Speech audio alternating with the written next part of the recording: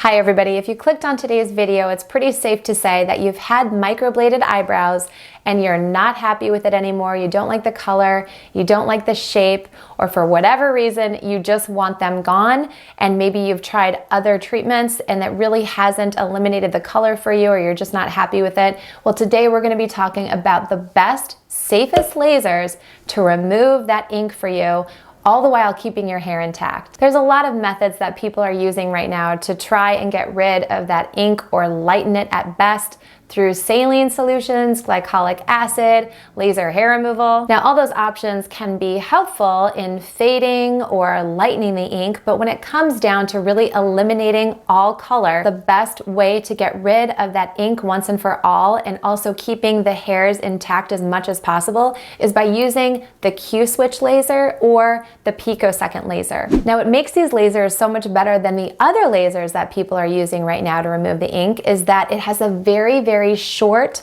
pulse duration. And pulse duration is a really fancy way of saying how deep it goes into the skin. And most of the time, the ink that's placed in your skin from microblading is very superficial. So not only does the Q-switch and the picosecond laser have a shorter pulse duration, but they also don't use a lot of thermal energy. So you're really not damaging any surrounding skin or heating up the actual hair follicle. Now, I usually use a Q-switch ND YAG 1064 or a picosecond Alexandrite 755, and it really just depends on the color of that patient's eyebrows, to determine what laser I'm going to use. And typically it takes anywhere from 4 to 6 treatments. Now, sometimes this can happen, and we call this paradoxical darkening, where you undergo 1-2 treatments and all of a sudden the brow starts to either turn a different color or it starts to actually get darker.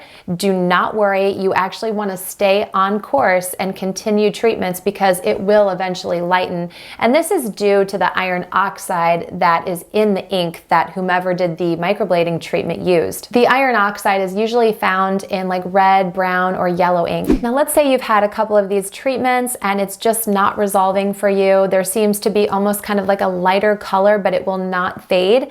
Then the second option that I would suggest is doing an ablative resurfacing laser.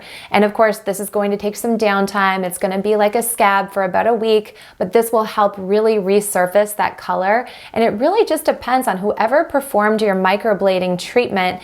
Sometimes we don't know how deeply they place that ink. So sometimes we have to employ a lot more aggressive lasers to help you resolve that. The Q-switch laser and the picosecond laser are also a go-to for other areas of permanent makeup. So if you've had tattooing around your eye in the form of eyeliner and you want it to either be thinned out or you want it to lighten up, we would place these metal eye shields always before treatment, and we can actually get in there and help resolve some of that ink as well. All right, guys, that's all I have for you today. Thanks so much for joining me. If you're currently going through this right now and you're using the saline solution or the glycolic and you're getting kind of frustrated because it's just not going very well, definitely look into this laser because I think it'll get you to your end goal a whole lot faster. But leave any comments below. I'd be happy to hear from you guys. And until next time, bye.